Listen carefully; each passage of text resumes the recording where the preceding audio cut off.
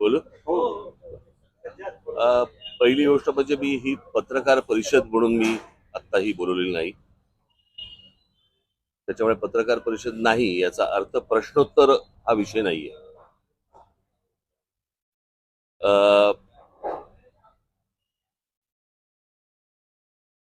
मला काही आपल्याला फक्त काही गोष्ट सांगायची आहे. तेवढी मी गोष्ट सांगणार आणि माझं म्हणणं मी संपवणार. त्याच्यानंतर मी कोणतेही प्रश्न उत्तर याच्यासाठी म्हणून बसलेलो नाही. मी तुम्हाला पहिल्यांदाच नमूद करतो, म्हणजे तुमची मानसिकता तशी राहील.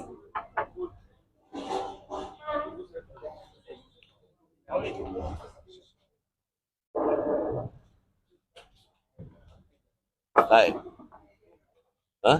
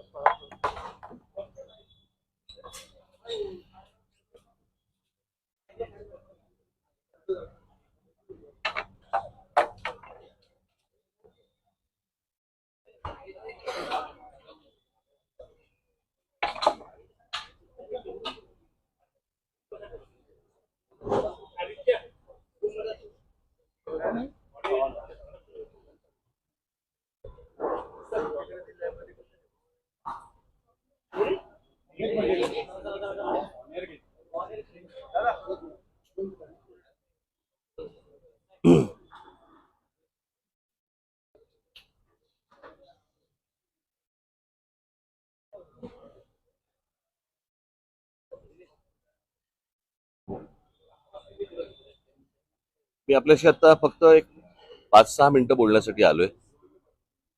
आणि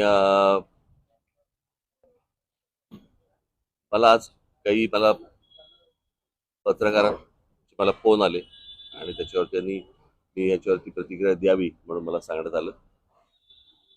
त्याच्यामुळे मी एक 5 मिनिटं आपल्याशी हा विषय बोलणार आहे आणि संपणार आहे. खरं तर आता मला प्रेस घेणं किंवा आता काही बोलणं, कारण माझ्या मुलाखती झालेल्या आहेत, सभा झालेल्या आहेत, भाषणं झालेली आहेत, त्याच्यामधनं अनेक गोष्टी मी बोललेलो आहे. परंतु काल आमची जिथे सभा झाली शिवतीर्थावरती, तिथेच काल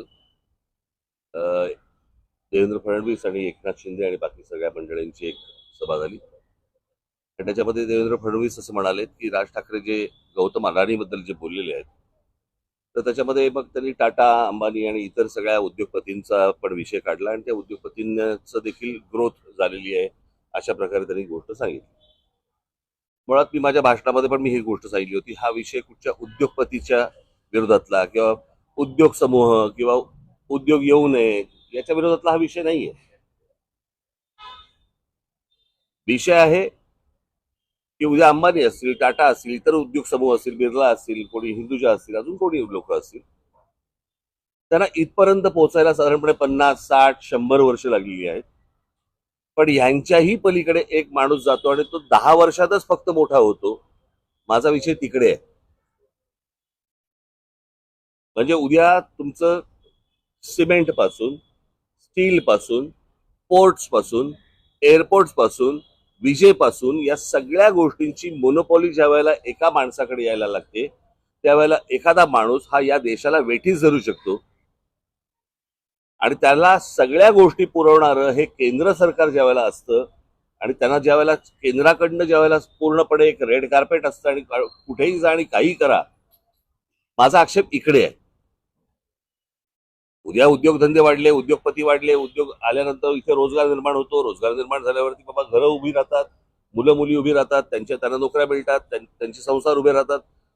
त्याच्यामुळे उद्योगाला विरोध आहे वगैरे हे असल्या मूर्खपणा माझा बोलण्यातनं नव्हता आणि नाही आणि येणारही नाही कधी. परंतु एक गोष्ट मला आपल्याला नमूद करू इच्छितो मी आपल्या समोर, की या सगळ्या याच्यामध्ये अंबानी घ्या, टाटा घ्या, अजून कोणी उद्योगपती घ्या, बिर्ला घ्या, कोणी यांनी यांची एम्पायर स्वतः उभी केलेली आहेत. यांनी यांचे उद्योग स्वतः उभे केलेले आहेत. म्हणजे आज जर समजा तुम्ही विमानतळ ही एक जर समजा गोष्ट बघितली तर 7 का 8 विमानतळ आज गौतम अदानींना देण्यात आलेली आहेत केंद्र सरकारकडनं, आणि त्यातलं फक्त एक नवी मुंबईचं विमानतळ सोडलं तर एकही विमानतळ हे गौतम अदानीने बांधलेलं नाही. ही दुसऱ्यांनी बांधलेली, दुसरे चालवत असलेली किंवा केंद्र सरकारच्या हातात असलेली ही सगळी विमानतळं आहेत. त्याच्यामुळे एक विमानतळ सोडलं तर दुसरं कोणतंही विमानतळ हे गौतम अदानीने उभं केलेलं नाही. पोर्ट्स याच्यामध्ये एक मुंद्रा पोर्ट सोडलं तर जेवढी पोर्ट्स आता त्या गौतम अदानींच्या हातामध्ये आता आहेत त्यातलं एकही पोर्ट हे गौतम अदानीने स्वतःहून उभं केलेलं पोर्ट नाही. ही दुसऱ्यांची पोर्ट्स होती, त्यांना गन पॉइंट वरती आणून त्यांच्याकडनं ही संपूर्णपणे पोर्ट्स विकत घेतलेली आहेत. ज्या व्यवसायामध्ये गौतम अदानी कधीही नव्हते, तो सिमेंटचा व्यवसाय ज्याच्यामध्ये ते कधीही नव्हते, याच्यामध्ये ते अल्ट्राटेक आणि अंबुजा आणि इतर ज्या काही कंपन्या आहेत या विकत घेऊन हा माणूस आज या क्षणाला 2 नंबरला सिमेंटच्या व्यवसायामध्ये गेलेला आहे. आज बिर्ला 1 नंबरला आहे, 2 नंबरला हा.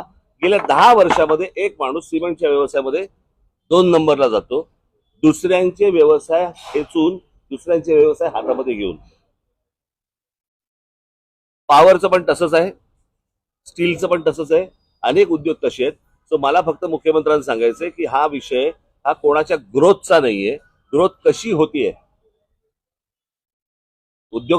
स्वतः उद्योगपतीची वाढ कशी होतीये, तर ती वाढ मला असं वाटतं समजून घेणं हे गरजेचं आहे. देशातल्या प्रत्येक नागरिकाने समजून घेणं गरजेचं आहे. उद्या हा एकच माणूस या देशाला वेठीस धरू शकतो.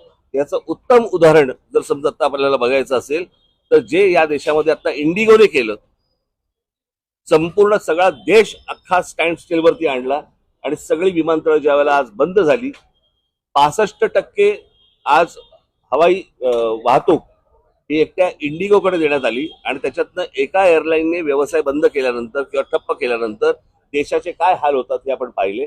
मला असं वाटतं हा धोका सर्वाधिक आहे आणि तो धोका मला असं वाटतं मुख्यमंत्र्यांनी समजून घेणं गरजेचं आहे किंवा त्यांना समजणं गरजेचं आहे, किंवा अर्थात समजला असेल पण ते आता सांगतील तरी कोणाला.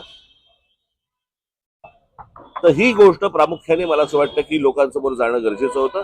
आणि हे उद्योग उभे करत असताना गौतम अदानींना अर्थसहाय्य कुठून झालं, कोणकोणत्या बँकांना आणि कोणकोणत्या इतर इन्स्टिट्यूशन्सना यांना अर्थसहाय्य करायला लावलं. उद्या जर अशा प्रकारचं जर उद्या गोष्टी कोलॅप्स झाल्या तर नोकऱ्यापायी नोकऱ्या जातील, देश बर्बाद होईल आणि सगळं हा एक दिवस देश ठप्प होईल. माझा सांगण्याचा उद्देश हाच होता. आणि एक ते टूल वापरून ज्यावेळेला महाराष्ट्रामधली शहरं ज्यावेळेला काबीज करायला जेव्हा तुम्ही जाता, तो धोका मला असं वाटतं महाराष्ट्रासाठी खूप मोठा आहे. त्यावरतीचं माझं भाष्य होतं, हे मला तुम्हाला फक्त सांगायचं. ठीक आहे, धन्यवाद. धन्यवाद.